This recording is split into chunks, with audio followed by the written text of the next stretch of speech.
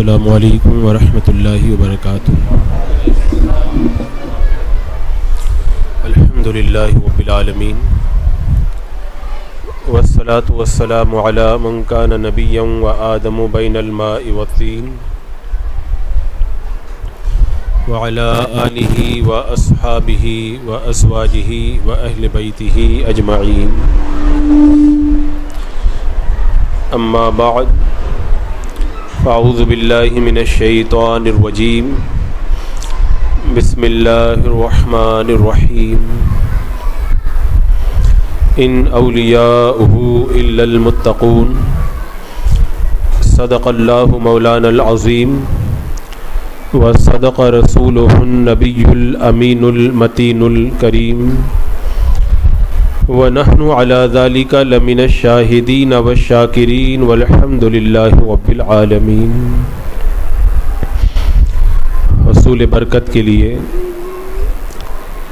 انتہائی عقیدت و محبت کے ساتھ آقائے نامدار، مدینے کے تاجدار، شہنشاہ ذی وقار، نبی محترم، رحمت دو عالم، نور مجسم، ارواحنا فدا، محمد الرسول اللہ صلی اللہ تعالی علیہ وسلم کی پر نور بارگاہ میں درود و سلام کا ہدیہ پیش کر لیجئے۔ اللہم صلی علی سیدنا و شفیعنا و حبیبنا و مولانا محمد وبارک وسلم، صلاۃ و سلام علیک یا رسول اللہ صلی اللہ تعالی علیہ وسلم۔ حضرت علامہ مولانا اسلم صاحب قبلہ اور حضرت مولانا قاری صوفی نظر محمد صاحب قبلہ اور حضرت حافظ قاری محمد رضا صاحب قبلہ اور آپ تمام حضرات کی محبتوں کے زیر سایہ میں کچھ باتیں آپ کے سامنے رکھنے کی کوشش کروں گا۔ اللہ تبارک و تعالی مجھے حق بات کہنے کی توفیق عطا فرمائے۔ آج کا یہ پروگرام اصل میں جشن امام احمد رضا کے نام سے موسوم ہے، لیکن چونکہ ماہ ربیع النور شریف کی بہاریں بھی جلوہ افروز ہو چکی ہیں، تو ایک نسبت محفل میلاد مصطفیٰ جان رحمت صلی اللہ تعالی علیہ وسلم کی بھی اس پروگرام کو ہے۔ تو میں پہلے اصل عنوان کے حوالے سے کچھ باتیں آپ کے سامنے رکھوں گا، پھر انشاءاللہ جو موسم بہار ہے اس حوالے سے بھی کچھ گفتگو ہوگی۔ ایک بار اور جھوم کے درود پاک پڑھ لیں۔ اللہم صلی علی سیدنا و شفیعنا و حبیبنا و مولانا محمد وبارک وسلم، صلاۃ و سلام علیک یا رسول اللہ صلی اللہ تعالی علیہ وسلم۔ اللہ کے رسول صلی اللہ تعالی علیہ وسلم نے ارشاد فرمایا تھا کہ ایک زمانہ وہ آئے گا کہ بندہ صبح کو مومن ہوگا، شام کو کافر ہو جائے گا، شام کو مومن ہوگا، صبح کو کافر ہو جائے گا۔ آج اس زمانے کی ایک جھلک ہماری نگاہوں کے سامنے ہے۔ ہم دیکھتے ہیں کہ اچھا خاصا خوش عقیدہ مسلمان، ہمارے ساتھ میں بیٹھنے والا، ہماری محفلوں میں شرکت کرنے والا، ہمارے ساتھ میں لگاؤ اور دوستی رکھنے والا، ہماری نگاہوں کے سامنے دیکھتے ہی دیکھتے دیوبندی، وہابی، نیچری، چکڑالوی، قادیانی یا کسی اور باطل فرقے سے منسلک ہو جاتا ہے۔ بلکہ یوں کہا جائے تو درست ہوگا کہ آج چائے کی ایک رکابی کے اندر لوگ اپنے ایمان کا سودا کر رہے ہیں۔ فطروں کے اس دور میں اہل حق کی یہ ذمہ داری ہے کہ اپنے فریضے کو ادا کرے۔ حدیث پاک میں ہے، اللہ کے رسول علیہ السلام نے ارشاد فرمایا، مفہوم حدیث ہے، جب بدعتیں پھیل جائیں، فتنے عام ہو جائیں، تو جس عالم کے پاس میں علم ہے وہ اپنے علم کو ظاہر کرے. فتنوں کے اس دور میں اپنے علم کو ظاہر نہ کرنے والے عالم پر اللہ کی لعنت ہے، فرشتوں کی لعنت ہے اور سارے انسانوں کی لعنت ہے. اللہ تبارک و تعالی اس کا نہ فرض قبول فرمائے گا نہ نفل قبول فرمائے گا. ایسے فتنوں کے ماحول میں اگر کوئی بندہ کلمہ حق ادا نہ کرے تو اللہ تبارک و تعالیٰ کی بارگاہ میں ایسے بندے کی کوئی قدر نہیں ہے. آپ یاد کرو جب معتزلہ کا فتنہ اٹھا تھا اس زمانے کے اندر بڑے بڑے علماء کرام غاروں میں، جنگلوں میں، صحراؤں میں عبادتوں کے اندر مصروف تھے. وہ گھاس اور پتیاں کھا کھا کر کے لوگوں سے کنارہ کش ہو کر اللہ کی عبادت کے اندر لگے ہوئے تھے. جب شہروں میں معتزلہ کا فتنہ عام ہو گیا تو حضرت ابو اسحاق اسفرائینی رحمۃ اللہ تعالی علیہ جنگلوں میں تشریف لے گئے اور آپ نے فرمایا اے صوفیاء کرام کی جماعت، تم لوگ یہاں پر گھاس کھا کر کے اللہ کی عبادت میں مصروف ہو اور ادھر شہروں کے اندر گمراہیت عام ہو رہی ہے اور معتزلہ لوگوں کو گمراہ کر رہے ہیں اور بہت سارے لوگ ان کے چنگل کے اندر گرفتار ہو رہے ہیں. تم عبادت کو ترک کر کے اب شہروں میں چلو، وہیں پر عبادت بھی کرو اور لوگوں کو گمراہی سے بچانے کا سامان بھی کرو. تو اس وقت صوفیاء کرام نے کہا تھا ہم تو یہاں پر اللہ کی عبادت کے اندر مصروف ہیں، اے امام یہ کام آپ ہی انجام دیں. حضرت ابو اسحاق اسفرائینی رحمۃ اللہ تعالی علیہ جنگل سے واپس پلٹے اور آپ نے معتزلہ کے رد کے اندر اس قدر جم کر کے کام کیا کہ معتزلہ کے رد میں کتابیں تحریر فرمائی، خطابات فرمائے، مناظرے فرمائے اور معتزلہ کا فتنہ آپ کی کوششوں سے دب کر کے رہ گیا. تو عزیزان مکرم ایسے وقت کے اندر اگر کوئی بندہ جنگل کے اندر بیٹھ کر کے عبادت کرے تو اللہ تبارک و تعالیٰ کو ایسے عابد کی ضرورت نہیں ہے، بلکہ ایسے فتنوں کے دور کے اندر اگر کوئی بندہ عوام کے ایمان کی حفاظت کے لیے میدان عمل میں ڈٹ جاتا ہے اللہ تبارک و تعالیٰ اسے ہی سربلندی عطا فرماتا ہے. اعلیٰ حضرت امام عشق و محبت رضی اللہ تعالیٰ عنہ کے دور کے اندر بڑے پائے کے علماء موجود تھے، بڑے پائے کے صوفیاء کرام موجود تھے، بہت سارے اولیاء کرام بھی تھے، بہت سارے اپنے زمانے کے بڑے بڑے عابد و زاہد بھی تھے.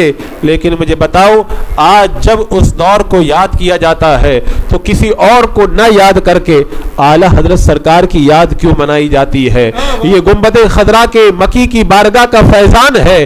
جو بندہ فتنوں کے ماحول کے اندر لوگوں کے ایمان کی حفاظت کا کام کرتا ہے سارے نام مٹ جاتے ہیں، اس کا نام صبح قیامت تک باقی رہتا ہے.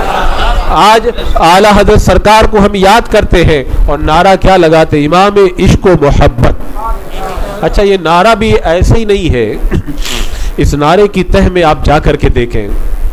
آج اگر لوگوں سے گفتگو کی جائے تو سب کہتے ہیں ہم عاشق رسول ہیں، ہم اللہ کے رسول علیہ السلام سے پیار کرتے ہیں، ہمارے دل کے اندر اللہ کے رسول علیہ السلام کی بڑی محبت ہے. لیکن صحیح معنوں کے اندر محبت جس چیز کا نام ہے اسے اگر ہماری زندگیوں کے اندر تلاش کیا جائے تو ڈھونڈنے سے بھی نہیں ملتی. اگر صحیح معنوں کے اندر عاشق رسول کو دیکھنا ہو تو اعلیٰ حضرت سرکار کی زندگی دیکھو. آپ محبت کی پہچان کیا ہے؟ بے قراری، بے چینی. کوئی بھی کسی بندے سے پیار کرتا ہے تو پھر وہ محبت کے اندر بے قرار رہتا ہے. آپ نے وہ حدیث پاک سنی ہوگی، ایک صحابی رسول ہے حضرت ثوبان رضی اللہ تعالیٰ عنہ میرے آقا صلی اللہ تعالیٰ علیہ وسلم کے بارگاہ کے اندر حاضر ہوئے، چہرہ اترا ہوا ہے. میرے آقا صلی اللہ تعالیٰ علیہ وسلم نے جب چہرے کا رنگ بدلا ہوا دیکھا تو حضرت ثوبان سے اللہ کے رسول علیہ السلام نے پوچھا کیا بات ہے، تمہارے چہرے کے اوپر اداسی کے آثار نظر آ رہے ہیں. تو صحابی رسول حضرت ثوبان نے جواب کے اندر عرض کیا رسول اللہ جب بھی آپ کو نہیں دیکھتا ہوں تو دل بے چین ہو جاتا ہے، بارگاہ میں حاضر ہوتا ہوں، آپ کو دیکھ لیتا ہوں، دل کو قرار آ جاتا ہے۔ آج جب میں آپ کی بارگاہ میں بیٹھا ہوں میرے دل کے اندر یہ خیال آیا، آج دنیا کے اندر جب آپ کی محبت اور بے قراری مجھے بڑھ جاتی ہے دل میں تو میں آپ کی بارگاہ میں حاضر ہو کر دیدار کر لیتا ہوں۔ کل جب قیامت کے دن اللہ تبارک و تعالی آپ کو جنت کے بلند مراتب عطا فرمائے گا، ہم گنہگار ان بلند مرتبے تک نہیں پہنچ پائیں گے، تو میرے دل میں جب یہ خیال آیا کہ میں جنت کے اندر آپ کا دیدار کیسے کروں گا، اس خیال کے آتے ہی میرا دل بے چین ہو گیا اور میرا چہرہ اتر گیا۔ ابھی یہ گفتگو ہو ہی رہی تھی، اللہ تبارک و تعالی نے وہ آیت کریمہ نازل فرمائی، اولئک الذین انعم اللہ علیہم من النبیین والصدیقین والشہداء والصالحین۔ اس آیت کریمہ کے ذریعے رب تبارک و تعالی نے اس عاشق صادق کے دل کی تسلی کا سامان پیدا فرمایا کہ جو بندہ ان پیاروں سے محبت کرے گا اللہ تبارک و تعالی کل قیامت کے دن اس محبت کرنے والے کو اپنے محبوب کے ساتھ میں جنت میں مقام عطا فرمائے گا۔ تو آپ دیکھیں حضرت ثوبان کی بے قراری، اب اعلیٰ حضرت کا عشق دیکھیں کیسی بے قراری تھی۔ جب دوسری مرتبہ اعلیٰ حضرت امام اہل سنت رضی اللہ تعالیٰ عنہ حج کے لیے تشریف لے گئے، دل کے اندر بے قراری پیدا ہوئی کہ اللہ کے رسول علیہ السلام کا دیدار کیا جائے۔ یہاں پہ آگے بڑھنے سے پہلے میں ایک بات آپ کو بتا دوں، آج لوگ خواب دیکھتے ہیں، اس کو کتاب میں چھاپتے ہیں اور اس کا پرچار کرتے ہیں۔ ہم نے اللہ کے رسول علیہ السلام کو خواب میں دیکھا اور اتنے خواب بیان کرتے ہیں کہ پوری خوابوں کی بارات بن جاتی ہے، لیکن میں نے اعلیٰ حضرت رضی اللہ تعالیٰ عنہ کی حیات طیبہ میں دیکھا کہ اعلیٰ حضرت سرکار اپنے خوابوں کو بہت چھپایا کرتے تھے، عام طور پر لوگوں کے سامنے اس کا اظہار نہیں کرتے تھے۔ جیسا کہ اعلیٰ حضرت سرکار رضی اللہ تعالیٰ عنہ جب حج کے لیے تشریف لے گئے، اس زمانے کے اندر وہاں پر وہابیوں نے علم غیب کے حوالے سے ایک فتنہ اٹھا کر کے رکھا تھا۔ جب اعلیٰ حضرت وہاں پر پہنچے، شریف مکہ کے سامنے علم غیب کا مسئلہ پیش کیا گیا، اعلیٰ حضرت کی بارگاہ میں وہاں کے علماء کرام حاضر ہوئے اور کہا علم غیب پر شریف مکہ کے دربار میں 2 دن کے بعد میں عدالت لگے گی، وہاں پر فیصلہ سنایا جائے گا، آپ اس سلسلے کے اندر ان سوالات کا جواب تحریر فرما دے۔ اعلیٰ حضرت سرکار فرماتے ہیں کہ میں اس وقت بخار کے عالم کے اندر کتاب لکھنے کے لیے بیٹھ گیا، خانہ کعبہ کے سامنے اعلیٰ حضرت سرکار نے 8.5 گھنٹے کے اندر الدولۃ المکیہ بالمادۃ الغیبیہ نامی علم غیب پر ایسی مبسوط کتاب لکھی۔ آج بھی علماء کرام جب اس کتاب کو دیکھتے ہیں حیرت میں ڈوب جاتے ہیں کہ اتنی عظیم کتاب اتنے کم وقت کے اندر کیسے لکھ دی۔ خیر وہ تو ایک مختصر سی بات ہے، اعلیٰ حضرت نے کتاب لکھی، شریف مکہ کا دربار لگا، اعلیٰ حضرت کے دلائل کو پیش کیا گیا۔ شریف مکہ نے جب دلائل کو سنا تو کہا کہ اللہ تبارک و تعالی اپنے حبیب کو علم عطا فرماتا ہے، یہ وہابیہ پھر کیوں انکار کرتے ہیں۔ بس بات یہاں پہ ختم ہو گئی، لیکن اصل بات جو میں بتانا چاہتا ہوں اسے آپ سنیں۔ اعلیٰ حضرت خوابوں کو کتنا چھپایا کرتے تھے۔ جب اعلیٰ حضرت سرکار حج کر کے چلے گئے بریلی شریف، علامہ ضیاء الدین مدنی رحمۃ اللہ تعالیٰ علیہ کو یہ کام سپرد کیا کہ اس کتاب پر علماء کرام کی تقریضات کو لکھوا کر کے آپ اس کو جمع کریں۔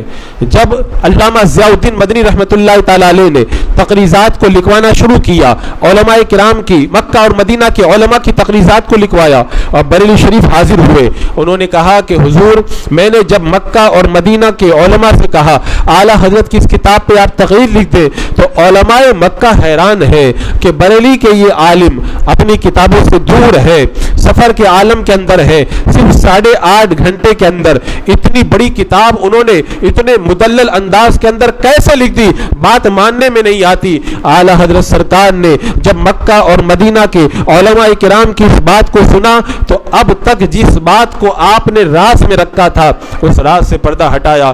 اعلیٰ حضرت سرکار نے فرمایا کہ سنو، اصل میں ماجرا یہ ہے، جب میں حج کے لیے پہنچا مکہ کے عالم میرے پاس میں آئے اور کہا وہابیوں نے فتنہ اٹھایا ہے اللہ کے رسول کے علم غیب کے بارے میں اور شریف مکہ کا دربار 2 دن کے بعد لگنے والا ہے۔ میں بخار کے عالم میں تھا، میرے جگر میں درد تھا، نقاہت اور کمزوری تھی، لیکن جب اللہ کے رسول علیہ السلام کے اوپر حملہ کرنے کی بات آئی، علم غیب پر حملے کی بات آئی، تو پھر میری طبیعت نے یہ گوارا نہ کیا، میں فوراً گیا، میں نے آب زمزم سے میں نے وضو بنایا، اور وضو بنا کر کے میں خانہ کعبہ کے سامنے بیٹھ گیا۔ میرے پاس میں کتابیں تو تھی نہیں، بخار کا عالم تھا، میں نے خانہ کعبہ کے پاس میں 2 رکعت نماز ادا کی اور باب کعبہ کے سامنے میں بیٹھ گیا، اور جو ہی میں نے قلم اٹھایا اور میں کتاب لکھنا شروع کیا، باب کعبہ پہ جب میری نظر پڑی تو میں نے کیا دیکھا؟ باب کعبہ پہ اللہ کے رسول علیہ السلام جلوہ افروز ہے۔ آپ کے ایک طرف حضور سیدنا سرکار غوث اعظم دستگیر رضی اللہ تعالیٰ عنہ ہے، اور دائیں طرف حضرت مولا علی مشکل کشا رضی اللہ تعالیٰ عنہ موجود ہے۔ وہ فرماتے جا رہے تھے، میں لکھتا جا رہا تھا، میں نے 8.5 گھنٹے کے اندر ان حضرات کے بتانے کے مطابق علم غیب پر اتنی مبسوط کتاب کو تحریر فرما دیا ہے۔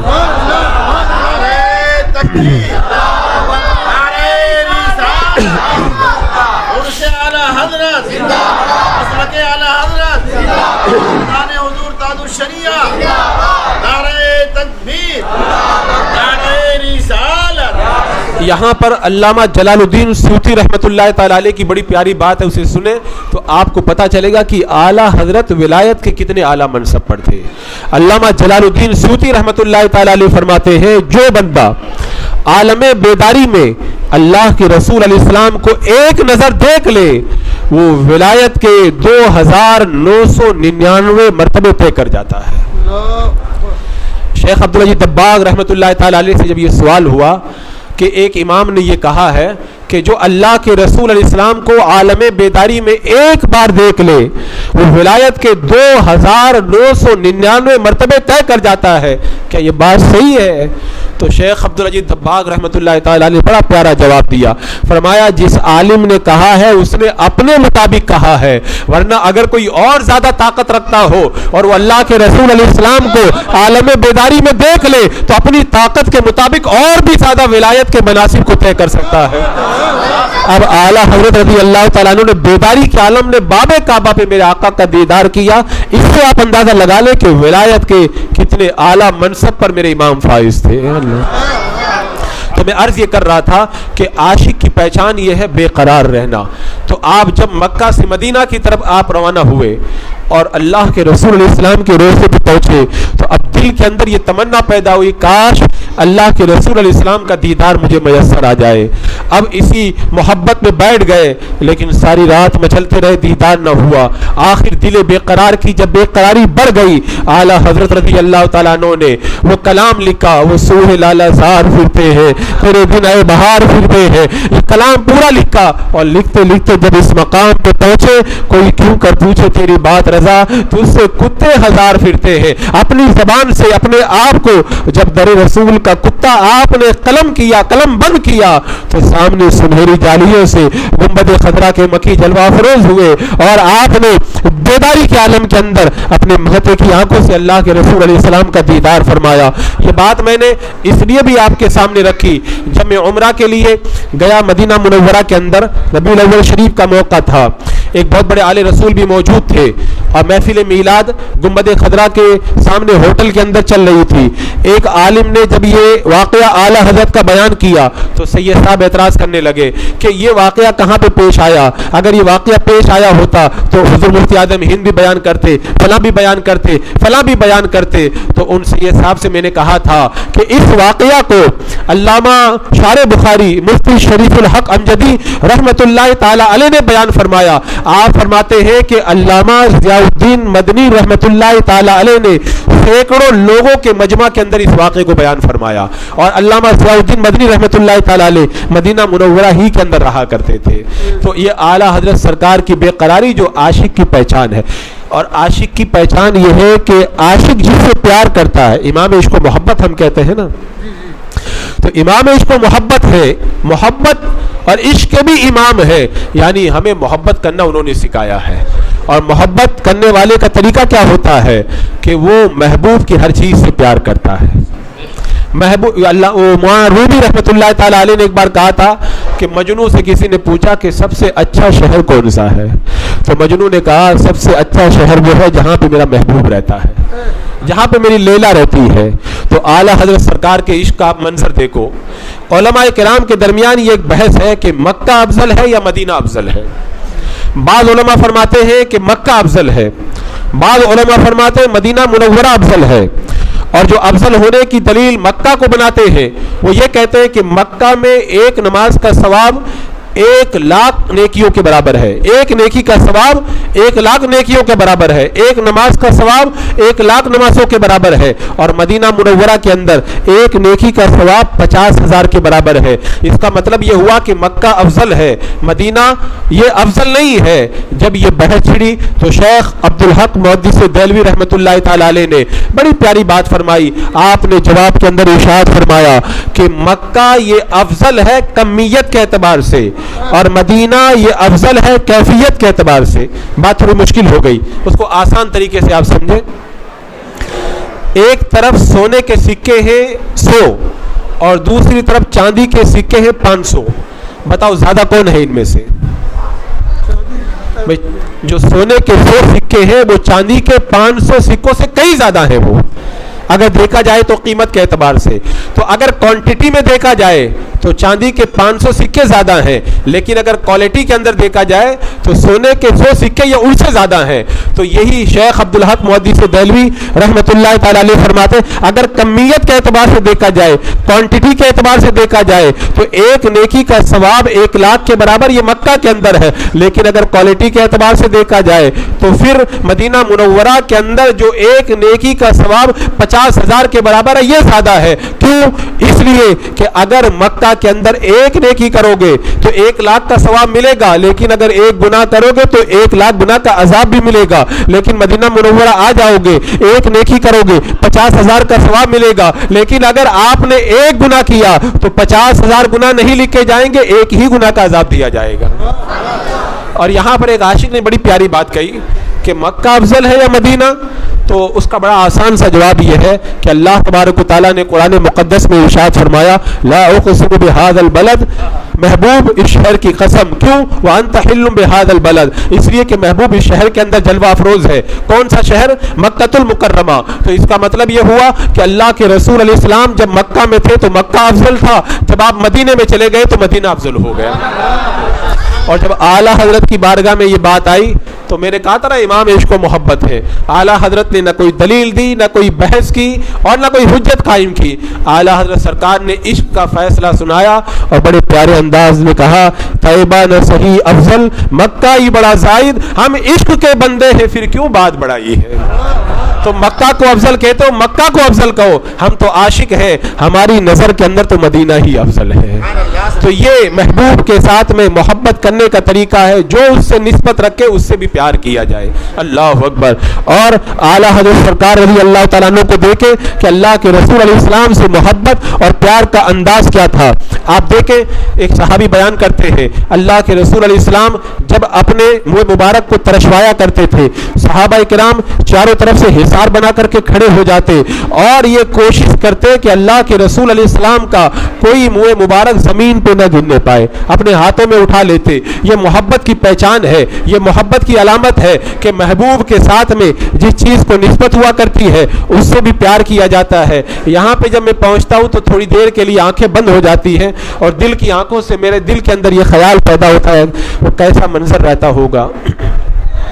اللہ کے رسول علیہ السلام نگاہوں کے سامنے ہوتے ہوں گے، صحابہ گھیر کر کے کھڑے ہوتے ہوں گے، اللہ کے رسول علیہ السلام کے مبارک جب سر مقدس سے جب جدا ہوتے ہوں گے صحابہ ان کو ہاتھوں میں لے لیتے ہوں گے.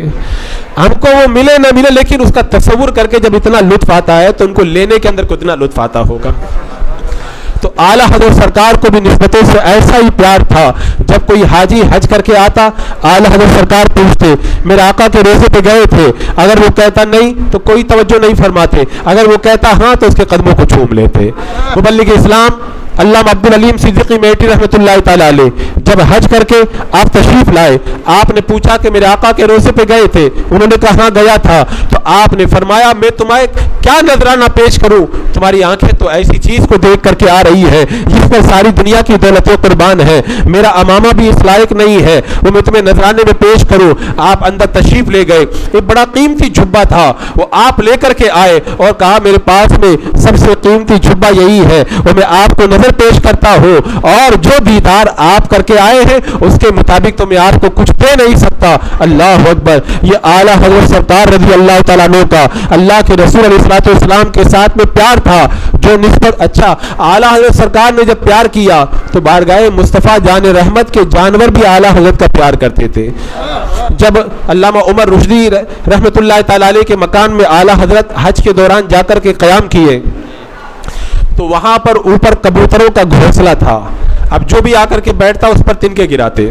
جب اعلیٰ حضرت سرکار کی چارپائی وہاں پہ لگا دی گئی، کبوتر وہاں سے دوسری جگہ منتقل ہو گئے تو وہاں پہ ایک بزرگ موجود تھے، انہوں نے پوچھا کہ حضور بات سمجھ میں نہیں آتی، ہم جب بیٹھے رہتے ہیں کبوتر ہمارے اوپر تنکے گراتے ہیں، لیکن آپ جب یہاں پہ جلوہ افروز ہوئے کبوتر دوسری طرف منتقل ہو گئے۔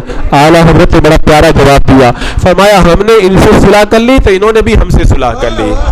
کہا میں نے دیکھا ہے یہاں کے لوگوں کو کبوتروں کو کنکری مارتے ہیں، انہیں اڑاتے ہیں، انہیں ستاتے ہیں، تو جواب کے اندر وہ بھی تنکے گراتے ہیں، لیکن ہم یہاں کے کبوتروں کا بھی احترام کرتے ہیں تو یہ بھی ہمارا احترام کرتے ہیں۔ کبوتروں کو بھی پتا ہے کون عاشق مصطفیٰ جان رحمت صلی اللہ تعالی علیہ وسلم ہے۔ عزیزان مکرم، اگر میں اعلیٰ حضرت کے عشق کی اگر داستان آگے بڑھاؤں تو یہ بڑی لمبی چوڑی بات ہو جائے گی۔ مجھے عرض یہ کرنا ہے کہ اعلیٰ حضرت سرکار بلا شبہ امام عشق و محبت ہے، اور محبت کا جام آپ نے اس انداز میں پلایا، اور محبت کا اظہار کرتے ہوئے خود فرماتے ہیں اگر میرے دل کے دو ٹکڑے کیے جائیں، ایک پہ لکھا ہوگا لا الہ الا اللہ اور دوسرے پہ لکھا ہوگا محمد رسول اللہ۔ اور یہ صرف کہنے کی بات نہیں ہے، یہ حقیقت ہے۔ اعلیٰ حضرت کا عشق حقیقت کے اندر اس بات کی شہادت دیتا ہے کہ اعلیٰ حضرت کا دل محبت رسول کے اندر ایسا فنا ہو گیا تھا کہ آپ کے ہر تارے نفس سے اللہ کی صدائیں اور اللہ کے رسول علیہ السلام پہ درود پاک کی صدائیں سنائی دیا کرتی تھی۔ عزیزان مکرم، اعلیٰ حضرت سرکار نے خود بتایا کہ میری دلچسپی کا 3 سامان ہے۔ ایک میری دلچسپی اس بات میں ہے کہ میں اللہ کے رسول علیہ السلام کی عظمتوں پر پہرا لگاؤں۔ اب یہاں پر ایک بات اور بھی میں عرض کر دوں، یہ عید میلاد النبی کا موقع ہے، ہم ذکر کر رہے ہیں اعلیٰ حضرت کا۔ محرم میں اعلیٰ حضرت کا ذکر، سفر میں اعلیٰ حضرت کا ذکر، ربیع الاول میں اعلیٰ حضرت کا ذکر، سارے سال اعلیٰ حضرت کا ذکر۔ تو ایک بہت بڑا یہ سوال ہے جو لوگ ہم سے کرتے ہیں، اس کو آپ حضرات بڑے غور سے سنیں۔ یہ سوال ہم سے کیا جاتا ہے کہ آپ فلاں صحابی کا ذکر نہیں کرتے، فلاں کو یاد نہیں کرتے، ہر وقت اعلیٰ حضرت کرتے، آخر اس کی وجہ کیا ہے؟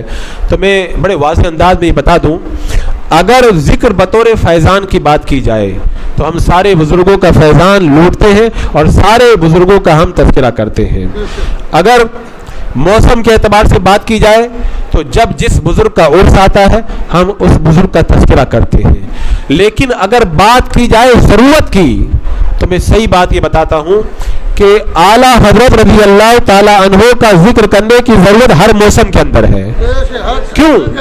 اس کی وجہ یہ ہے کہ جس دور کے اندر جو فتنہ ہوتا ہے اس فتنے کے خلاف کام کرنے والے کو جب یاد کیا جائے تو اس فتنے کا رد ہوتا ہے، لوگ ہوشیار ہو جاتے ہیں، اپنے ایمان کو بچاتے ہیں۔ جیسے مثال کے طور پر جب بھی آپ محبت کی بات کریں گے تو خلفائے راشدین کا تذکرہ کریں گے، حضرت بلال کو یاد کریں گے، حضرت اویس قرنی کو یاد کریں گے۔ جب بھی قرآن کی حفاظت کی بات آتی ہے امام احمد بن حنبل کو یاد کیا جائے گا، جب بھی معتزلہ جہمیہ کے رد کی بات آئے گی امام مالک کو یاد کیا جائے گا، امام اعظم کو یاد کیا جائے گا۔ اسی طریقے سے جب بھی منکرین زکوٰۃ کے خلاف ہتھیار اٹھانے کی بات آئے گی صدیق اکبر کو یاد کیا جائے گا۔ ہر موقع کے اوپر جیسی ضرورت ہوتی ہے اسی کو یاد کیا جاتا ہے۔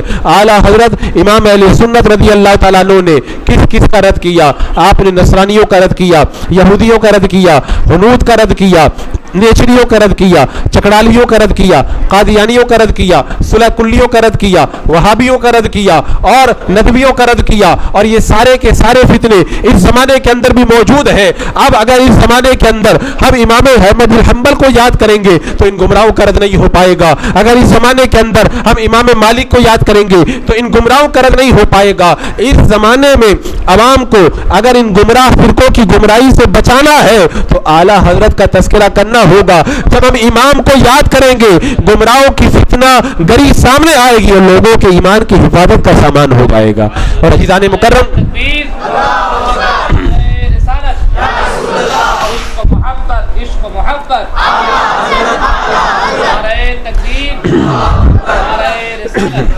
اچھا رد کی بات آ گئی تو ایک چھپتا ہوا سوال اور بھی ہے لوگوں کا کہ سنی لوگ اتنا رد کیوں کرتے ہیں؟ کچھ اصلاحی کام کرنا چاہیے اور کچھ اچھی قرآن و سنت کے مطابق نماز روزہ کا طریقہ بتانا چاہیے. ان سے میں بڑے واضح انداز میں کہوں گا کہ رد کرنا یہ صرف اعلیٰ حضرت رضی اللہ تعالیٰ عنہ کا طریقہ نہیں ہے. آپ حضرت صدیق اکبر رضی اللہ تعالیٰ عنہ کے زمانے سے لے کے آج تک کی تاریخ اٹھا کے دیکھ لیں, ہر دور کے اندر ہمارے بزرگوں نے رد کیا ہے. حضرت صدیق اکبر نے گمراہوں کا رد نہیں کیا. زکوٰۃ کا انکار کرنے والوں کے خلاف حضرت صدیق اکبر نے تلوار اٹھائی. حضرت عمر رضی اللہ تعالیٰ عنہ کے گھر پہ مہمان آیا, کھانا لا کر کے رکھا گیا. جب کھانے کے دوران اس نے گمراہیت کی بات کی, حضرت عمر نے فرمایا اس کے سامنے سے کھانا اٹھا لیا جائے اور اس کا کان پکڑ کر کے باہر نکال دیا جائے. حضرت عثمان غنی رضی اللہ تعالیٰ عنہ کے سامنے ایک گمراہ کو لایا گیا, 3 دن تک سمجھایا, جب نہیں مانا آپ نے فرمایا اس کو قتل کر دیا جائے. حضرت علی رضی اللہ تعالیٰ عنہ کے سامنے خارجی لائے گئے, حضرت علی نے آگ جلا کر کے ان کو جلوا دیا. حضرت امام بخاری رحمۃ اللہ تعالیٰ علیہ نے باقاعدہ گمراہوں کے رد کا باب باندھا. امام اعظم رضی اللہ تعالیٰ عنہ نے معتزلیوں کا رد کیا, آپ نے رافضیوں کا رد کیا, آپ نے خارجیوں کا رد کیا. حضرت امام مالک نے جہمیہ کو اپنی محفل سے اٹھا کر کے باہر نکال دیا. حضرت عبداللہ ابن عمر رضی اللہ تعالیٰ عنہ سے جب کہا گیا کہ فلاں گمراہ نے آپ کو سلام کہا ہے, آپ نے کہا اس کو میرے سلام کا جواب مت دینا, اس لیے کہ گمراہوں کے سلام کا جواب نہیں دیا جاتا ہے. اسی طرح امام شافعی رحمۃ اللہ تعالیٰ علیہ نے گمراہوں کے رد کے اندر 14 اصول الدین کی کتابیں لکھ کر کے ان کا بھرپور رد کیا. آپ آج تک سارے علماء کی تاریخ پڑھ کے دیکھ لیں, سارے بزرگوں نے رد کیا ہے. اور یہ اعلیٰ حضرت رضی اللہ تعالیٰ عنہ کا اپنا نکالا ہوا طریقہ نہیں ہے. اور یہ معلوم ہے یہ کیا فتنہ ہے, لوگ یہ کہہ کر کے رد بند کرنا چاہتے ہیں تاکہ گمراہ لوگ اپنی گمراہیت کو خوب پھیلا سکیں. یہاں پہ ایک بڑی پیاری بات میں اور بتا دوں کہ رد کے موقع پہ اگر کوئی رد نہ کرے اللہ تعالیٰ اس کو ولایت سے معزول کر دیتا ہے. آپ کو یاد ہوگا پیلی بھیت شریف کے اندر بڑے پائے کے بزرگ ہیں شاہ جی میاں, بڑے پائے کے بزرگ تھے. آج بھی ان کا عرس بڑے اہتمام کے ساتھ منایا جاتا ہے اور بتاتے ہیں یو پی کی سرزمین پر جو بڑے بڑے عرس ہوتے ہیں ان میں سے شاہ جی میاں کا عرس ایک بہت بڑی حیثیت رکھتا ہے اور کثیر تعداد کے اندر لوگ آپ کے عرس کے اندر شریک ہوتے ہیں. اعلیٰ حضرت رضی اللہ تعالیٰ عنہ نے جب حسام الحرمین لکھی اور گمراہوں کا وہابیوں وغیرہ کا رد لکھا اور فرمایا من شک فی کفری و عذابہ فقط کفر, جو ان کے کفر میں شک کرے اور ان کو کافر نہ مانے وہ بھی کافر ہے. جب یہ علماء ہندوستان کے پاس میں دستخط کے لیے پہنچی کتاب تو شاہ جی میاں کے پاس بھی لوگ لے کر کے گئے, کہا آپ اس پہ دستخط فرما دیں. تو شاہ جی میاں نے کہا کہ ہم صوفی لوگ ہیں, ہم ان کفر اور ایمان کے جھگڑوں میں نہیں پڑتے. جب دستخط کرنے سے انکار کیا اللہ تبارک و تعالیٰ نے ان کی ولایت کو سلب کر لیا. جب ولایت سلب ہو گئی تو اپنے کمرے کے اندر بند ہو گئے اور کہا کہ میں کسی سے ملاقات نہیں کروں گا, لوگوں سے ملنا جلنا بند کر دیا. شاہ جی میاں کئی ہفتوں تک اندر روتے رہے. ادھر اعلیٰ حضرت رضی اللہ تعالیٰ عنہ کسی سفر کے اندر جب پیلی بھیت شریف تشریف لے گئے تو آپ شاہ جی میاں سے ملاقات کے لیے گئے اور جب وہاں پہ پہنچے مریدوں سے کہا مجھے شاہ جی میاں سے ملاقات کرنی ہے. لوگوں نے کہا کہ وہ کئی ہفتے ہو گئے اندر بند ہو گئے ہیں اور رو رہے ہیں, کسی سے ملاقات نہیں کرتے. آپ نے فرمایا بتاؤ بریلی کے مولانا احمد رضا آئے ہیں. جب آپ کو اطلاع دی گئی کہ بریلی سے مولانا احمد رضا آئے ہیں تو آپ نے دروازہ کھول دیا, آپ اندر تشریف لے گئے اور پھر حسام الحرمین پر تصدیق کی بات آئی. کہا کہ آپ تو کہہ رہے تھے کہ ہم صوفی ان کاموں کے اندر نہیں پڑتے. انہوں نے کہا میں توبہ کرتا ہوں اور میں اس بات کا اعتراف کرتا ہوں کہ جو ان گندے عقائد کے اوپر مطلع ہو کر کے اگر ان کے کفر میں شک کرے وہ بھی کافر ہے. جب انہوں نے اس بات کی تصدیق کی اعلیٰ حضرت رضی اللہ تعالیٰ نے دعا فرمائی, اللہ تبارک و تعالیٰ نے ان کی ولایت کو انہیں واپس عطا فرما دیا۔ اگر کوئی کافر کو کافر نہ کہے، گمراہوں کا اگر رد نہ کرے، تو اللہ تبارک و تعالیٰ ایسے ولی کی ولایت کو بھی سلب کر لیتا ہے۔ تو جو پہلے سے ولی نہیں ہے وہ کیسے ولی بن جائیں گے؟ خیر یہ تو ایک الگ مسئلہ ہے۔ تو میں عرض یہ کر رہا تھا کہ اعلیٰ حضرت کے قلم کی یہ مار تھی کہ علماء نے لکھا کہ بہت سارے فتنے جو سر اٹھانے کے لیے تیاری کر رہے تھے، لیکن اعلیٰ حضرت کے قلم کے مار کی وجہ سے وہ فتنے دبے رہے، اور اعلیٰ حضرت نے خود بھی کہا کل کے رضا ہے خنزر خونخوار برق بار، آدھا سے کہہ دو خیر منائے نشر کرے۔ یہ میرے امام کا فیضان ہے کہ آپ نے لوگوں کے ایمان کی حفاظت کے لیے اپنے قلم کی تلوار کے ذریعے ایسے نقوش قائم کیے کہ آج بھی ان کو پڑھ کے ہم گنہگاروں کے ایمان کی حفاظت کا سامان پیدا ہو جاتا ہے۔ عزیزان مکرم، اعلیٰ حضرت کی شخصیت تو اتنی ہماگیر تھی کہ آپ کی ذات کو کسی جہاز سے سمیٹا بھی نہیں جا سکتا۔ تو اعلیٰ حضرت فرماتے ہیں میرا پہلا کام یہ ہے کہ میں تحفظ ناموس رسالت کروں، اور دوسرا میرا کام یہ ہے کہ میں گمراہوں کا رد کروں، اور تیسرا میرا کام یہ ہے فقہ حنفی کی حفاظت کروں۔ اعلیٰ حضرت کے فقہ حنفی کی حفاظت کے حوالے سے میں اگر کچھ باتیں آپ کے سامنے رکھوں تو آپ کو حیرت ہوگی کہ ایسے نقوش بھی آپ کی زندگی میں موجود ہیں جو آج تک ہم کو پتہ نہیں تھے۔ کتنے لوگوں کو یہ پتا ہے کہ اعلیٰ حضرت رضی اللہ تعالیٰ عنہ جن علوم کے اندر ماہر تھے، ان علوم کے اندر ایک ایسا علم بھی ہے جسے علم سائنس کہتے ہیں، اور اعلیٰ حضرت نے علم سائنس کے اندر 150 کتابیں لکھی ہیں۔ ہمارے کالج کے اندر پڑھنے والے بچوں کو پتہ ہی نہیں ہے۔ اور یہ کہاں سے اعلیٰ حضرت نے کتابیں لکھی؟ اعلیٰ حضرت کسی لیبورٹری میں نہیں گئے تھے، اعلیٰ حضرت کسی کالج میں نہیں گئے تھے، کہاں سے علم حاصل ہوا؟ خود اعلیٰ حضرت فرماتے ہیں میں ابتدا کے اندر جیومیٹری پڑھ رہا تھا تو میرے والد محترم علامہ نقی علی خان رحمۃ اللہ تعالی علیہ نے کہا کہ بیٹا احمد رضا، ان علوم کے اندر محنت کرنے کی ضرورت نہیں ہے، علم دین میں محنت کرو، یہ سارے علوم بارگاہ مصطفیٰ جان رحمت سے آپ کو عطا کر دیے جائیں گے۔ اب اعلیٰ حضرت فرماتے ہیں میں نے 4 قاعدے پڑھے ریاضی کے، جوڑ باقی گنا بھاگ، اور ان 4 علوم کے ذریعے اللہ نے مجھے علم ریاضی پر کامل مہارت عطا فرما دی۔ کیسی مہارت عطا فرمائی آپ دیکھیں۔ ایک بار علامہ ظفر الدین بیاری رحمۃ اللہ تعالی علیہ سے شاہجی میں بہت بڑے شاہجی جو اپنے وقت کے بڑے ماہر تھے تعویذ نگاری کے اندر، ان کی ملاقات ہو گئی تو آپ نے پوچھا کہ کتنے جو ہے وہ طریقے سے تم جو ہے وہ نقش مربع کو بھرتے ہو؟ تو انہوں نے بتایا کہ 13 طریقوں سے۔ انہیں بڑا فخر تھا کہ میں 13 طریقوں سے جو ہے وہ تعویذ کو پر کر دیتا ہوں۔ تو انہوں نے پوچھا علامہ ظفر الدین بیاری رحمۃ اللہ تعالی علیہ سے آپ کتنے طریقے سے اس کو بھرتے ہیں؟ فرمایا 1100 سے زیادہ طریقے مجھے معلوم ہے۔ اب وہ حیرت میں ڈوب گئے، میں 13 طریقوں پر اتنا ناز کر رہا تھا، یہ 1100 طریقوں سے زیادہ جانتے۔ کہا کس نے سکھایا؟ کہا امام احمد رضا خان رضی اللہ تعالیٰ عنہ نے سکھایا۔ پوچھا وہ کتنے طریقوں سے بھرتے ہیں؟ کہا کہ اعلیٰ حضرت رضی اللہ تعالیٰ عنہ نقش مربع کو 2300 سے زیادہ طریقوں سے بھرا کرتے ہیں۔ اب وہ حیرت میں ڈوب گئے کہ میں کہاں پہنچ گیا اور کیا سمجھ رہا تھا میں۔ یہ اعلیٰ حضرت سرکار رضی اللہ تعالیٰ عنہ کا علم تھا۔ تو فقہ حنفی کے اندر اعلیٰ حضرت کی جو خدمات ہیں، اسی طرح آپ دیکھیں اعلیٰ حضرت کی بارگاہ میں ایک بار سوال آیا کہ حضور سائنس نے ایک مشین بنائی ہے، اس مشین کا نام ہے الٹرا ساؤنڈ۔ اس مشین کے ذریعے یہ پتہ لگایا جاتا ہے کہ ماں کے پیٹ میں لڑکا ہے یا لڑکی ہے۔ ایک پنڈت تقریر کر رہا ہے، وہ الٹرا ساؤنڈ کے فارمولے کو لوگوں کے سامنے رکھتا ہے اور کہتا ہے کہ مسلمانوں کا قرآن یہ کہتا ہے کہ ماں کے پیٹ میں کیا ہے، ما فی الارحام، یہ خدا کے سوا کوئی نہیں جانتا ہے، لیکن ہم نے ایک ایسی مشین بنائی ہے، اس مشین کے ذریعے یہ پتہ چل جاتا ہے کہ ماں کے پیٹ کے اندر کیا ہے۔ تو وہ مسلمانوں کو گمراہ کر رہا ہے کہ دیکھو مسلمانوں کا قرآن غلط کہتا ہے، ہماری مشین کے ذریعے پتہ لگ جاتا ہے ماں کے پیٹ میں کیا ہے۔ جب اعلیٰ حضرت کی بارگاہ میں یہ سوال آیا، اللہ اکبر، اعلیٰ حضرت نے جواب میں جو رسالہ لکھا ہے، جب اس رسالے کو پڑھو تو ایسا لگتا ہے یہ اعلیٰ حضرت کا قلم نہیں چل رہا ہے بلکہ گنبد خضرا کا فیضان جاری ہو رہا ہے۔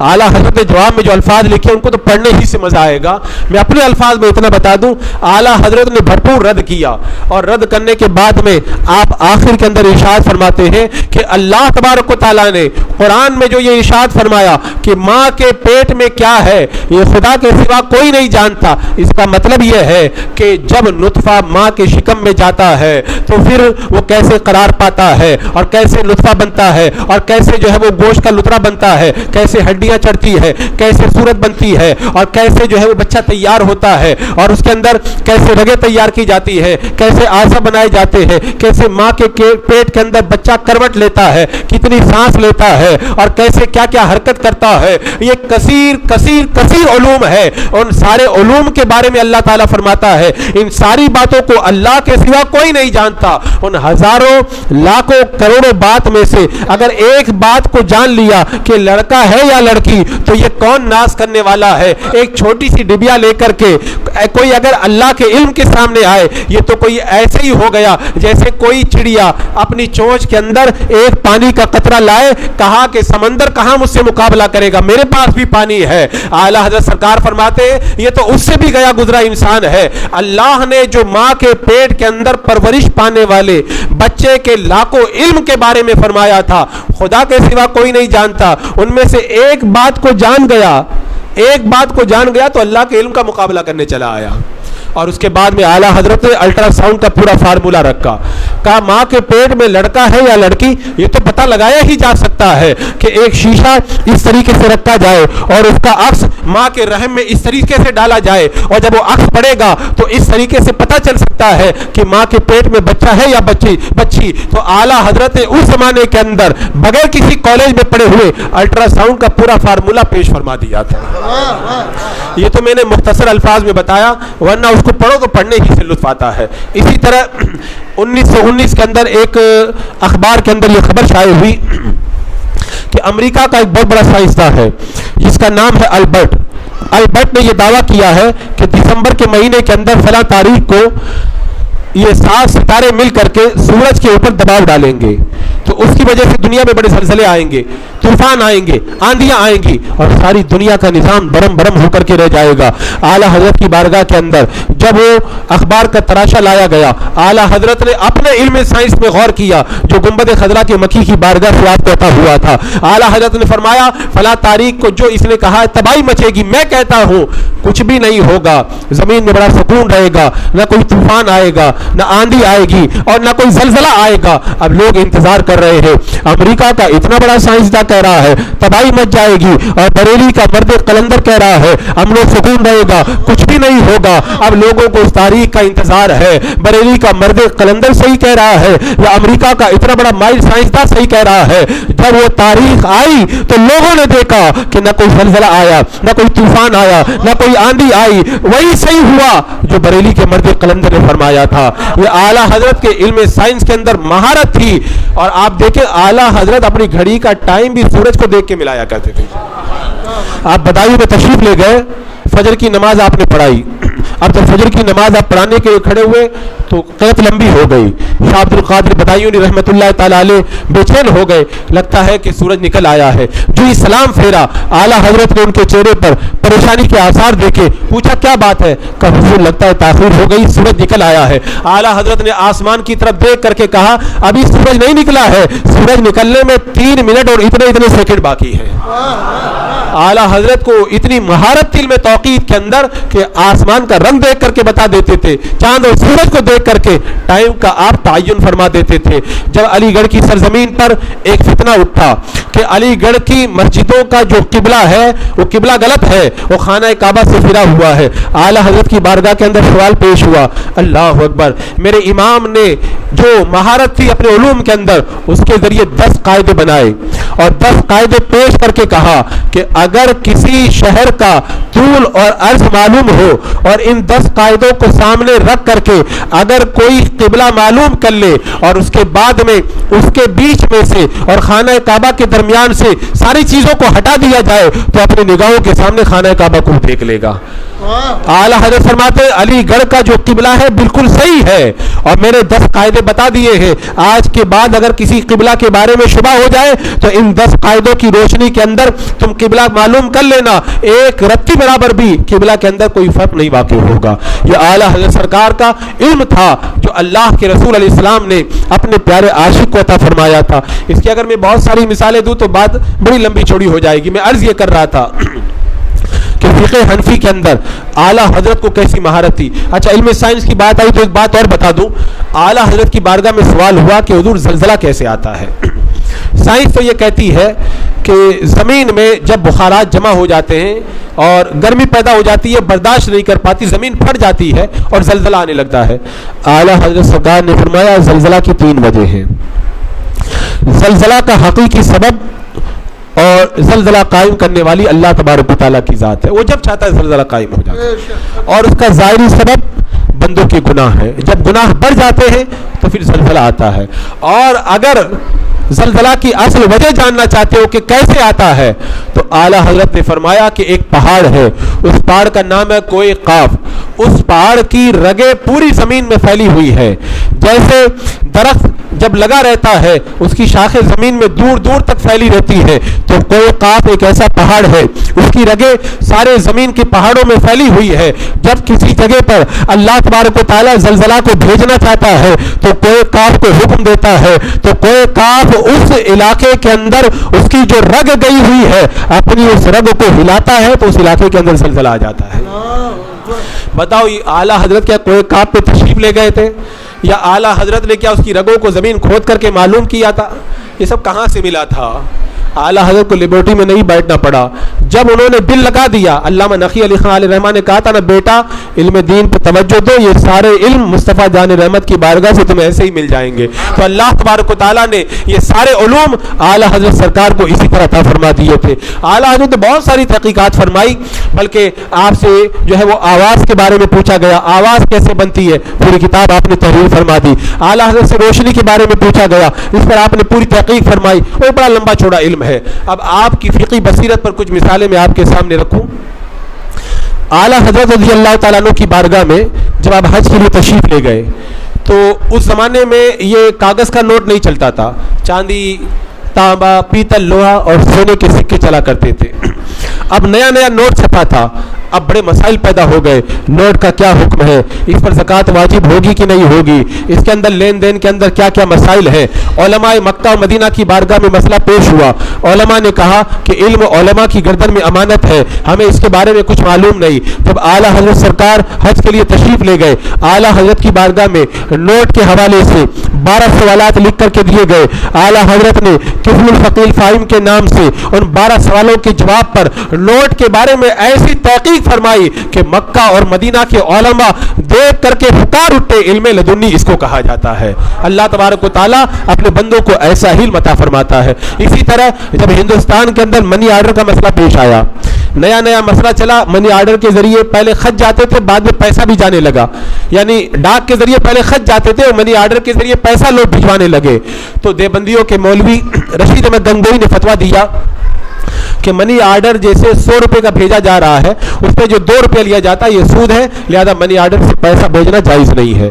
اعلیٰ حضرت کی بارگاہ میں جب سوال پیش ہوا, اعلیٰ حضرت نے بڑی تفصیلی کتاب لکھی اور تحقیق کر کے یہ ثابت کیا کہ منی آرڈر کے ذریعے پیسہ بھیجنا جائز ہے اور اس پر جو زائد رقم دی جاتی ہے وہ سود نہیں ہے. ایسا بھرپور رد کیا, لگتا ہے جیسے دریا کو کوزے کے اندر بند فرما دیا. اسی طرح اعلیٰ حضرت کی بارگاہ میں ایک سوال آیا حقے کے بارے میں. کہتے ہیں کہ لوگوں نے بیان کیا کہ شاہ عبدالعزیز رحمۃ اللہ تعالیٰ علیہ نے یہ روایت کی ہے کہ حقہ یہ جہنمیوں کو عذاب دینے کا ایک آلہ ہے, یعنی حقہ آگ سے جلایا جاتا ہے اور جہنمیوں کو آگ سے عذاب دیا جائے گا, لہذا حقہ پینا جائز نہیں ہے. اور اس کے بارے میں بہت ساری حدیثیں بھی لوگ پیش کرتے ہیں, جو حقہ پیے گا اللہ کے رسول علیہ السلام کی شفاعت اس کو نصیب نہیں ہوگی. اعلیٰ حضرت نے جب اس کا جواب لکھا ہے, اللہ اکبر, علم کے دریا بہا دیے اور آپ نے تحقیق کر کے فرمایا حقے کے اندر اگر بو ہو تو اس کو استعمال کرنا مکروہ ہے. اگر حقہ اس طریقے سے پیا جائے کہ آنکھیں چڑھ جائے, نشہ آ جائے, تو اس کا پینا حرام ہے. لیکن اگر اس سے نہ آنکھیں چڑھے, نہ نشہ آئے, نہ اس کے اندر بو ہو, بالکل صاف ستھرا ہو, تو ایسا حقہ پینا جائز ہے اور اس کے اندر کوئی قرات نہیں ہے. آپ کے فتوے کو دیکھ کر کے لوگوں پر حق بالکل ظاہر ہو گیا. اسی طرح آپ دیکھیں اعلیٰ حضرت کی بارگاہ میں ایک سوال آیا کہ حدیث پاک میں ہے کہ کوڑی سے ایسے ہی بھاگو جیسے شیر سے بھاگتے ہو, اور دوسری حدیث پاک میں ہے کہ اللہ کے رسول علیہ السلام کی بارگاہ میں ایک جذامی اور کوڑی آیا, آپ نے اس کو اپنے ساتھ میں بٹھا کر کے کھلایا. اب بات سمجھ میں نہیں آتی, میرے آقا فرما رہے کوڑی سے بھاگو اور ایک حدیث میں اللہ کے رسول علیہ السلام کوڑی کے ساتھ میں بیٹھ کے کھانا کھا رہے ہیں. اعلیٰ حضرت کی بارگاہ میں جب سوال آیا تو اعلیٰ حضرت نے پورا رسالہ لکھا, 33 حدیثیں آپ نے نقل فرمائی.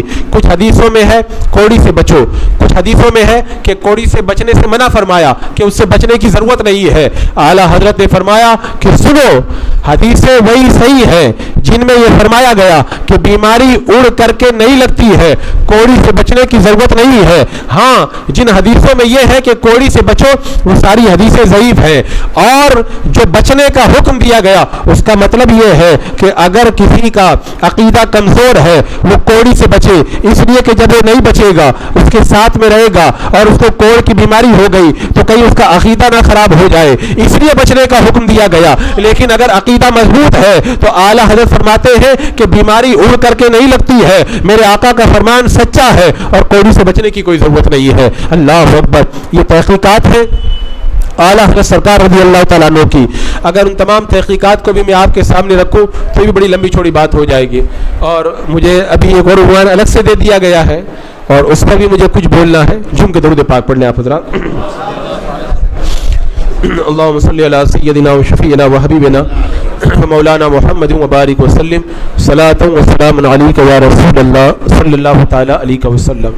ویسے ابھی دوپہر تک تو مجھے یہی پتا تھا کہ جشن امام احمد رضا ہے, تو میں سوچ رہا تھا کہ دل کھول کے اعلیٰ حضرت پہ کچھ بولا جائے گا, لیکن ابھی چونکہ میں نے پوسٹر دیکھا دوپہر کے بعد تو پوسٹر میں لکھا ہوا ہے محفل میلاد مصطفیٰ صلی اللہ تعالیٰ علیہ وسلم. تو اب مجھے بتایا گیا کہ ماہ ربیع النور شریف شروع ہو گیا ہے, تو اس کی مناسبت سے بھی کچھ باتیں پیش کرنا ضروری ہے. تو اب مجھے ادھر سے جو ہے وہ اپنی گفتگو کا عنوان چینج کرنا پڑے گا.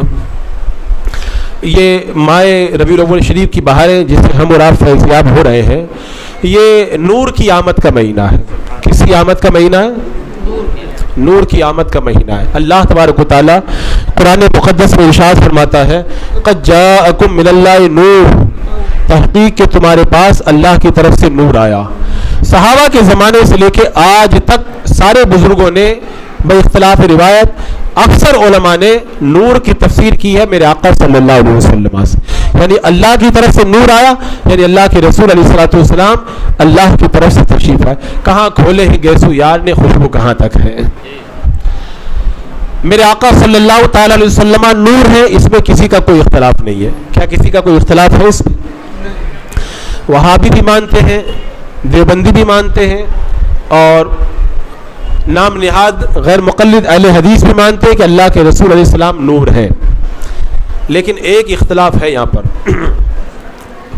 نور کی دو قسمیں ہیں, ایک حسی نور اور ایک معنوی نور. معنوی نور یعنی ہدایت کا نور. تو ہدایت کا نور اللہ کے رسول علیہ السلام کو ہم بھی مانتے ہیں, دیوبندی بھی مانتے ہیں, غیر مقلد بھی مانتے ہیں, اور باقی گمراہ فرقے بھی مانتے ہیں کہ اللہ کے رسول علیہ السلام ہدایت کے نور ہیں. اختلاف اس بات میں ہے کہ اللہ کے رسول علیہ السلام حسی نور ہے یا نہیں. یعنی ہم اہل سنت و جماعت کا عقیدہ یہ ہے کہ اللہ کے رسول علیہ السلام کا چہرہ بھی نور ہے, آپ کے لبھائے مبارک بھی نور ہے, آپ کے دو مبارک بھی نور ہے, آپ کے دستہائے مبارک بھی نور ہے, آپ کا سینہ مبارک بھی نور ہے, آپ کے قدم مبارک بھی نور ہے, آپ کی انگلیاں مبارک بھی نور ہے, آپ کا قلب مبارک بھی نور ہے. سر سے لے کے پاؤں تک اللہ کے رسول علیہ السلام نور ہی نور ہے. لیکن وہابیہ اس بات کا انکار کرتے ہیں کہ اللہ کے رسول علیہ السلام ہدایت کے نور تو ہے لیکن آپ کا جسم نور نہیں ہے. اب یہ ٹاپک خود ایک بڑا لمبا چوڑا ٹاپک ہے, لیکن میں بڑے کم وقت کے اندر یہ پوری بحث آپ کے سامنے رکھنے کی کوشش کروں گا. آپ اگر یہ معلوم کرنا چاہیں کہ اللہ کے رسول علیہ السلام نور ہے یا نہیں, تو صحیح کون بتائے گا؟ جس نے دیکھا ہے وہ صحیح بتائے گا یا جس نے نہیں دیکھا وہ صحیح بتائے گا؟ جو دیکھا وہی صحیح بتائے گا نا. تو نہ دیوبندیوں نے دیکھا ہے, نہ وہابیوں نے دیکھا ہے, نہ کسی اور گمراہ نے دیکھا ہے. ہاں, جنہوں نے دیکھا ہے ان کی سن لیں آپ حضرات. حضرت آمنہ نے دیکھا ہے. حضرت آمنہ کہتی ہیں کہ میرا بیٹا جب محمد پیدا ہوا تو مجھ سے ایسا نور نکلا, اس نور کی روشنی کے اندر میں نے شام کے محلات کو دیکھ لیا. یہ حضرت آمنہ بیان فرما رہی ہے. حضرت حلیمہ جب اللہ کے رسول علیہ السلام کو پہلی بار دیکھنے کے لیے آئی تو ان کا بیان ہے جب میں پہنچی اور میں نے چادر کو ہٹایا تو میں نے دیکھا کہ محمد کی آنکھوں سے نور نکل رہا ہے. یہ دیکھنے والوں کا بیان ہے. اور حضرت حلیمہ جب میرے آقا علیہ السلام کو لے کر کے چلی گئی اپنی بستی میں. اللہ اکبر. جب میں اس بات کو بیان کرتا ہوں تو مجھے قبیلہ بنی سعد میں حضرت حلیمہ کا وہ مکان یاد آ جاتا ہے. جب اس کی زیارت کے لیے ہم لوگ گئے, حضرت حلیمہ کا وہ چھوٹا سا مکان کچا اینٹوں کا بنا ہوا, وہ کچی اینٹوں کا بنا ہوا مکان ہے, لیکن کچی اینٹوں سے بھی اتنا نور پھوٹتا ہے, لگتا ہے جیسے ساری کائنات کے اجالے یہاں پہ جمع ہو گئے. حضرت حلیمہ کی اس کوٹری کے اندر اللہ کے رسول گئے تو وہ کوٹری جگمگا اٹھ. چمک تجھ سے پاتے سب پانے والے, میرا دل بھی چمکا دے چمکانے والے. یہ حضرت حلیمہ کا بیان ہے کہ جب میں محمد صلی اللہ علیہ وسلم کو لے کر کے اپنے مکان میں گئی تو کچھ دنوں کے بعد میں قبیلہ بنی سعد کی عورتیں میرے پاس آئی اور آ کر کے کہنے لگی کہ حلیمہ تم اپنے گھر میں رات بھر چراغ مت جلایا کرو. آج بھی ہوتا ہے نا, جب ہم لائٹ رات بھر جلاتے تو پڑوسی مشورہ دیتے ہیں لائٹ کا بل زیادہ آ جائے گا, لائٹ بند کر دیا کرو رات میں. تو اس زمانے کی عورتوں نے بھی کہا حلیمہ تیل مہنگا ہے, رات بھر تم چراغ کیوں جلاتی ہو؟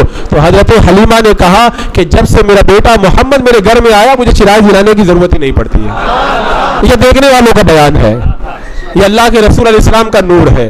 اور آپ دیکھیں اللہ کے رسول علیہ السلام کی نورانیت کا اندازہ لگائیں کہ اللہ کے رسول علیہ السلام خود تو نور ہے, جو آپ سے مس ہو جائے وہ بھی نور بن جاتا ہے. دو صحابی ہیں, اللہ کے رسول علیہ السلام کی بارگاہ میں حاضر ہوئے, رات زیادہ ہو گئی, جب نکلنے لگے اللہ کے رسول علیہ السلام کہ جس میں اطہر سے عصا لگا یا آپ کے عصا سے عصا ٹچ ہوا یا میرے آقا علیہ السلام نے ان کو عصا دیا, بے اختلاف روایت, آپ صحابہ کرام اس عصا کو لے کر کے جب چلے تو جیسے ہی اندھیرے میں پہنچے عصا جگمگانے لگا. اللہ کے رسول علیہ السلام اگر عصا کو چھو دے تو عصا نور بن جائے.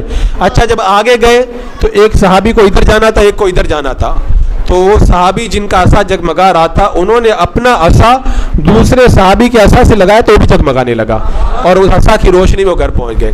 وہابیوں کو نور نظر نہیں آتا اور صحابہ کرام تو اس نور کی روشنی میں اپنے مکان تک پہنچ رہے ہیں. اللہ کے رسول علیہ السلام کیسے نور تھے آپ اندازہ لگائیں. ایک صحابی ہے, اللہ کے رسول علیہ السلام نے ان کے چہرے پہ ہاتھ پھیر دیا تو ان کا چہرہ جگمگانے لگا. اور وصال مبارک سے پہلے کا واقعہ یاد کریں, اللہ کے رسول علیہ السلام اپنے حجرہ مبارکہ میں ہیں, 3 دن ہو گئے نماز کے لیے میرے آقا تشریف نہیں لا رہے. حضرت صدیق اکبر مصلی پر ہے. جب آپ کی حیات طیبہ کے آخری ایام آئے, اللہ کے رسول علیہ السلام نے دیکھا مصلی امامت پر صدیق اکبر کھڑے ہیں, نماز پڑھا رہے ہیں, صحابہ کرام کی صفیں لگی ہوئی ہے, فجر کی نماز کا وقت ہے. اس زمانے میں لائٹ تو تھی نہیں, اب مسجد نبی میں اندھیرا تھا. اللہ کے رسول علیہ السلام نے اپنے حجرے کا پردہ ہٹایا. جب حجرے کا پردہ ہٹایا تو پوری مسجد نبوی جگمگا اٹھی اور صحابہ کرام نماز کی حالت میں مڑ مڑ کر کے اللہ کے رسول علیہ السلام کو دیکھنے لگے. یہاں پہ عقیدے کی بات بھی یاد رکھیں, اگر کوئی نماز کی حالت میں اللہ کے رسول کا خیال نہیں بلکہ آپ کو دیکھ بھی لے تبھی نماز فاسد نہیں ہوتی ہے. لوگ کہتے ہیں وہابیوں کا رد نہ کرو, انہوں نے معاذ اللہ اپنی کتابوں میں لکھ کر کے رکھا ہے اگر نماز میں نبی کا خیال آ جائے تو وہ نماز نہیں ہوا کرتی ہے. یعنی اس کی کتاب کے, لیکن اس کی عبارت کا مفہوم یہی ہے. اس نے جو لکھا وہ الفاظ بڑے بھدے ہیں, ان کو میں اپنے الفاظ میں بیان کر رہا ہوں, ورنہ اس نے تو بڑا خطرناک لکھا ہے. تو ادھر صحابہ کرام کو دیکھو. اب آپ اندازہ لگائیں, جنہوں نے مسجد نبوی کی زیارت کی ہے انہیں پتہ ہوگا کہ جب حجرہ رسول سے صفیں لگائی جائیں گی تو جو صف کے اندر ہیں وہ تو اللہ کے رسول علیہ السلام کو آنکھوں کو پھیر کر کے دیکھ لیں گے, لیکن جو آگے کی صف ہیں ان کو مڑ کر کے دیکھنا پڑے گا, اور جو مصلی پہ ان کو اور زیادہ مڑنا پڑے گا مصلی امامت پر. اب حضرت صدیق اکبر نے دیکھا, صحابہ نے دیکھا تو ایسا لگتا تھا جیسے نماز توڑ دیں گے. اللہ کے رسول علیہ السلام نے ہاتھ سے اشارہ کیا اور کہا اپنی نماز کو مکمل کر لو. اب صحابہ کرام نماز کو مکمل کرنے لگے, میرے آقا علیہ السلام نے حجرے کا پردہ گرا دیا, دوبارہ مسجد نبوی کے اندر اندھیرا ہو گیا. جب اللہ کے رسول علیہ السلام نور نہیں ہے تو اللہ کے رسول علیہ السلام کے حجرے کا پردہ ہٹانے سے مسجد نبوی کے اندر اجالا کیسے ہو گیا. اور وہ روایت تو آپ نے بارہا سنی ہوگی. حضرت عائشہ فرماتی ہے میں کچھ کپڑا سل رہی تھی, میرے ہاتھ کی سوئی گر گئی, میں تلاش کرنے لگی نہیں ملی. اللہ کے رسول علیہ السلام جب تشریف لائے مسکرائے, آپ کے دندان مبارک سے ایسا اجالا ہوا کہ میں نے اپنی سوئی کو تلاش کر لیا. ارے سوئی بہت چھوٹی چیز ہے, اتنی آسانی سے نہیں ملتی ہے, اس کے لیے زیادہ اجالا چاہیے. اور حضرت عائشہ فرماتی ہے کہ اللہ کے رسول علیہ السلام کے رخ زیبا کے اجالے سے میں نے اپنی سوئی کو تلاش کر لیا. کہ اللہ کے رسول علیہ السلام نور. اعلیٰ حضرت سرکار اسی لیے تو فرماتے یا رسول اللہ صرف آپ ہی نور نہیں ہے, تو ہے عین نور, تیرا سب گھرانہ نور کا, تیری نسل پاک میں بچہ بچہ نور کا, تو ہے عین نور, تیرا سب گھرانہ نور کا. اعلیٰ حضرت سرکار نے فیصلہ کر دیا اگر کوئی نور, اچھا یہ اللہ کے رسول علیہ السلام کے نور کی بات ہے, ورنہ آپ کے امتی کا نور دیکھو. حدیث پاک میں آتا ہے قیامت کا دن ہوگا جب یہ امت پلسرات سے گزرے گی, جہنم کے اوپر پلسرات کو لگایا جائے گا, اور امت کا جب گزر ہوگا تو اس وقت جہنم پکار کر کے کہے گا آئے میرے اوپر سے گزرنے والے, جلدی تو میرے اوپر سے گزر جا, اس لیے کہ تیرے نور سے میری آگ ٹھنڈی پڑ رہی ہے. جب ایک امتی کے نور کا یہ حال ہے کہ جہنم کی آگ جو دنیا کی آگ سے 70 گنا زیادہ سخت ہے, اگر تھوڑی سی کھول دی جائے تو پوری دنیا جل کر کے راکھ ہو جائے, وہ جہنم کہہ رہا ہے کہ میرے اوپر سے جلدی گزر جا, تیرے نور سے میری آگ ٹھنڈی ہو رہی ہے. جب امتی کے نور کا یہ حال ہے تو اللہ کے رسول علیہ السلام کے نور کا عالم کیا ہوگا. اور ہم تو کہتے ہیں کہ اللہ کے رسول علیہ السلام کے نور ہی کا صدقہ ہے جو آج ہم دنیا کے اندر پا رہے ہیں, اور قبر کے اندر بھی کیا ہوگا, قبر میں یہ کیسے کہہ دوں کہ اندھیرا ہوگا, سامنے آقا جو ہوں گے تو سویرا ہوگا. اور اعلیٰ حضرت سرکار نے تو بڑی پیاری بات کہی کہ قبر میں لہرائیں گے تا حشر چشمے نور کے, جلوہ فرما ہوگی جب طلعت رسول اللہ کی. اعلیٰ حضرت سرکار نے کہہ دیا کہ یا رسول اللہ میری قبر میں کیسے اندھیرا ہوگا. آپ جب آئیں گے, تیسرا سوال جب ہوگا ما کنت تقول فی شان ھذا الرجل, آپ کے بارے میں سوال ہوگا, آپ تشریف لائیں گے, آپ کے رخ زیبا سے میری اندھیری قبر کے اندر اجالا ہو جائے گا. اس لیے سرکار نوری نے کہا تھا نصیب تیرا چمک اٹھا دیکھ تو نوری, عرب کے چاند لہد کے سرانے آئے ہیں. تو جو لوگ اللہ کے رسول علیہ السلام کو نور مانتے ہیں ان کی قبروں میں تو اجالا ہوگا, اور جو نور نہیں مانتے وہ یہاں پر بھی اندھیرے میں وہاں پر بھی اندھیرے میں رہیں گے. اچھا ایک سوال یہاں پر یہ کیا جاتا ہے کہ اللہ کے رسول علیہ السلام نور ہیں تو حضرت عائشہ اپنے کمرے میں چراغ کیوں جلاتی تھی؟ اللہ کے رسول بیٹھ جاتے اجالا ہو جاتا, چراغ جلانے کی کیا ضرورت تھی؟ یہ ایک سوال کیا جاتا ہے.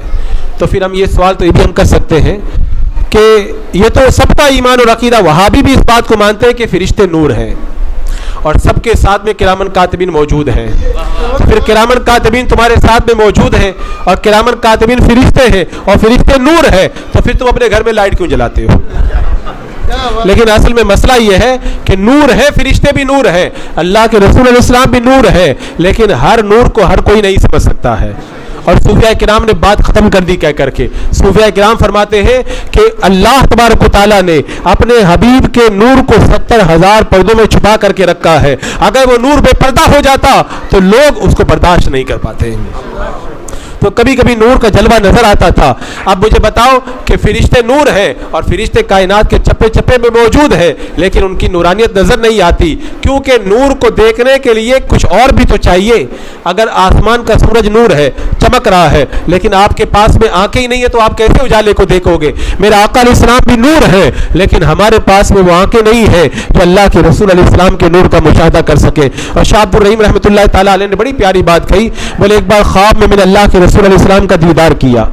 نور کی بات آئی تو میں عرض کر رہا ہوں, پوچھا کہ یا رسول اللہ قرآن میں تو موجود ہے کہ حضرت یوسف علیہ السلام کے حسن کو دیکھ کر, ان کے رخ زیبا کو دیکھ کر مصر کی عورتوں نے اپنی انگلیوں کو کاٹ لیا, لیکن آپ کے بارے میں تو روایت میں کہیں نہیں آتا کہ آپ کے حسن کو دیکھ کر کسی نے اپنی انگلیوں کو کاٹا ہو. حالانکہ آپ کا حسن حضرت یوسف علیہ السلام کے حسن سے کئی زیادہ ہے. حضرت یوسف علیہ السلام کا حسن تو آپ کے نور کا صدقہ ہے. تو اس وقت میرے آقا علیہ السلام نے خواب میں بتایا کہ میرے بیٹے, اللہ تبارک و تعالیٰ نے غیرت محبت کی وجہ سے میرے نور کو پردے میں چھپا کر کے رکھا ہے. تو اللہ کے رسول علیہ السلام نور ہیں, لیکن اس نورانیت کو اللہ تبارک و تعالیٰ نے پردوں میں چھپا کے رکھا. اگر وہ کہا نا کہ وہ اگر جلوہ دکھائیں تو کون تماشائی ہو, وہ اگر جلوہ دکھائے تو کون تماشائی ہو. جنہوں نے ہلکی سی جھلک دیکھ لی تو وہ تو دیوانے ہو گئے. کیسے دیوانے ہو گئے؟ اعلیٰ حضرت سرکار فرماتے حسن یوسف پہ کٹی مصر میں انگشتان زنا, سر کٹاتے ہیں تیرے نام پہ مردان عرب. یا رسول اللہ مصر کے اندر عورتوں نے کاٹی تھی, اور یہاں پر مرد کٹانے کے لیے تیار ہے. وہاں پر انگلیوں کی بات تھی, یہاں پہ سر کٹانے کے لیے تیار ہے. وہاں پہ کٹی ہے, یہاں پہ کٹی نہیں بلکہ کٹانے کے لیے خود تیار نظر آتے ہیں. اور وہ بات مصر کی تھی اور یہ بات عرب کی ہے. عرب کی سرزمین پہ یا رسول اللہ آپ کے نام پہ کتنے جانثار ہیں, ہر وقت اپنے سر کو کٹانے کے لیے تیار نظر آتے ہیں. اور یہ بھی ایک بہت بڑا عنوان ہے, اللہ کے رسول علیہ السلام کے نام پہ سر کٹانے کے لیے کون کون تیار نظر آیا. اگر میں اس عنوان کو چھیڑ دوں تو یہ الگ پورا ایک ٹاپک بن جائے گا.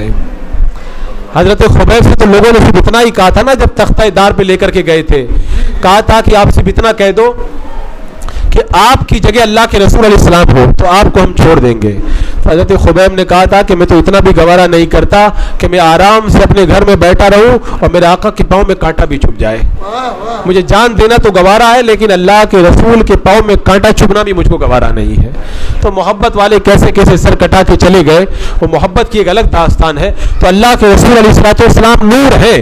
میرے آقا علیہ السلام کے جلوہ افروز ہونے سے کیسی نورانیت چھائی. انشاءاللہ کبھی موقع ملا تو نور کے حوالے سے اس پر میں تفصیلی گفتگو کروں گا. اور بے شمار اقوال ہمارے بزرگان دین کے اس بات پر موجود ہیں کہ اللہ کے رسول صلی اللہ تعالیٰ علیہ وسلم کو اللہ تبارک و تعالیٰ نے ایسا نور بنا کر کے بھیجا تھا کہ آپ کے نور سے آج بھی ساری کائنات منور نظر آتی ہے. تیری نسل پاک میں بچہ بچہ نور کا, تو ہے عین نور تیرا, سب گھرانہ نور کا. وما علینا الا البلاغ. السلام علیکم ورحمۃ اللہ وبرکاتہ.